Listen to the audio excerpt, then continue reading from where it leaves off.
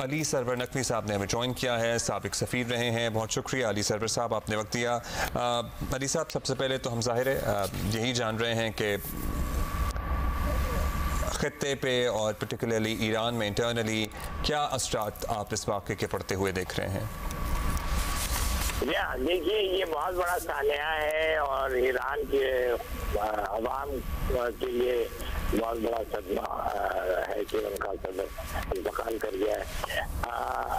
अब दो इसके पहलू हैं। एक, अंदरून मुल्क उनके जो कॉन्स्टिट्यूशनल प्रोविजंस हैं उसके तहत जो भी प्रोसीजर किया हुआ है, अभी मेरा ख्याल है वाइस प्रेसिडेंट जो है वो टेक ओवर करेगा आर्जी तौर पे।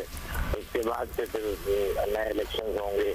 तो वो मेरा ख्याल है ईरान का सिस्टम बड़ा मजबूत है और वो बहुत अच्छी तरह से सारा कुछ हैंडल हो जाएगा। अब दूसरा पहलू जो है वो इलाकाई सूरत हाल। मैं समझता हूँ कि ईरान का जो इस वक्त जो ये सामया है और सदर का जाना है, वो अव्वल तो पाकिस्तान के लिए एक हद तक अफसोस का मौका है, खास तौर पे क्योंकि ईरान के सदर ने पाकिस्तान का दौरा किया था और वो पाकिस्तान ईरान बाहमी ताल्लुकात को फरोग देना चाहते थे और ये ज़ाती ख्वाहिश थी।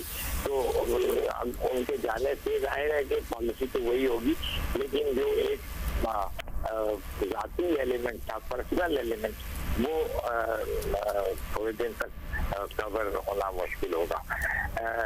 और फिर ईरान की हमायत की फलस्तीनियों के लिए बहुत मजबूत तौर पे और हमास की हिमायत भी ईरान करता था।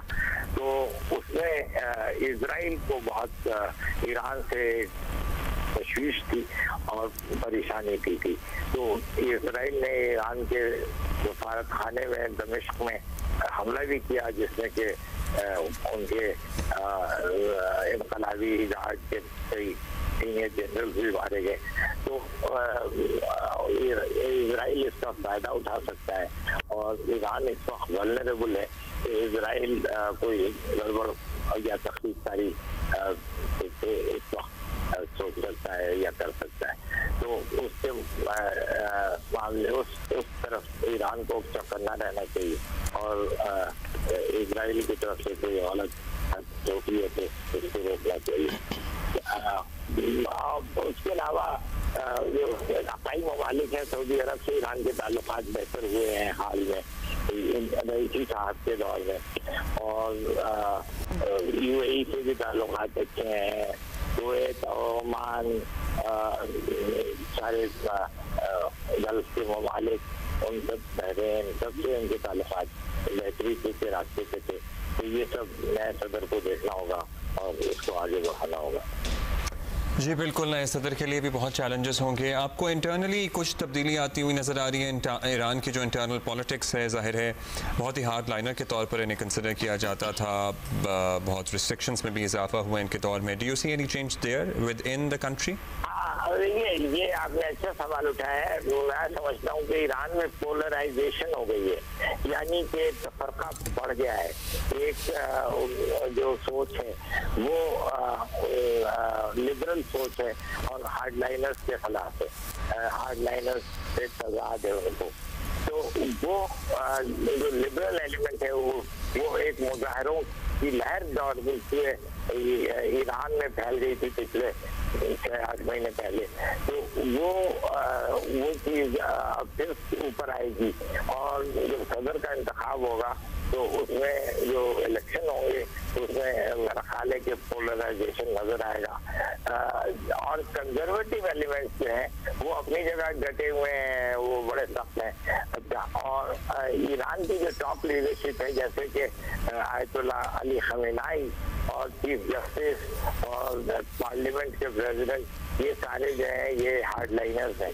तो हार्डलाइनर्स एक तरफ है और यंग और लिबरल लोग एक तरफ है, दूसरी तरफ है।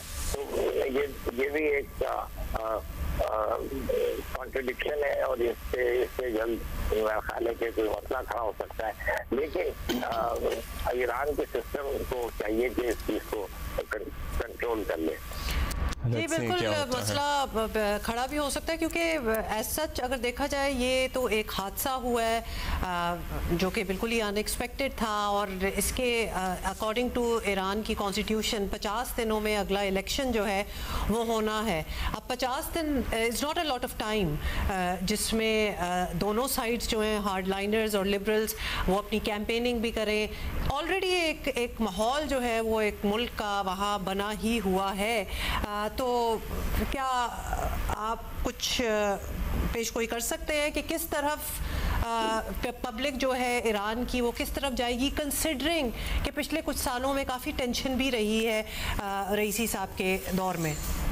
जी, आपने ये सवाल जो उठाया है ये बिल्कुल सोचने का है क्योंकि प्रेडिक्शन तो करना मुश्किल है, लेकिन मैं समझता हूँ कि जो हार्ड लाइनर्स हैं उनको बहुत मुश्किल आएगी सिचुएशन को कंट्रोल करने में। और मेरा ख्याल है कि लेकिन वो लोग हार्ड लाइनर्स चुके हैं वो हार्ड पोजीशन भी लेंगे और वो उसको कंट्रोल करके ही रहेंगे। तो इस वक्त मैं समझता हूँ कि एक क्लैश फिर से इंटरनल अंदरूनी मुल्क एक तजाद आएगा और आपस में एक क्लैश भी हो सकता है।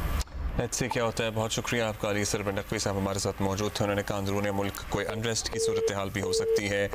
आने वाला election would not be easy for any side. No it wouldn't be. और ऐसी कोई ट्रेजेडी जब होती है इतनी अनएक्सपेक्टेड इतनी सडन, ये इन अ सेंस अपोजिशन के लिए जैसे कि लिबरल्स की बात हो रही है एक अपॉर्चुनिटी भी पेश कर सकती है।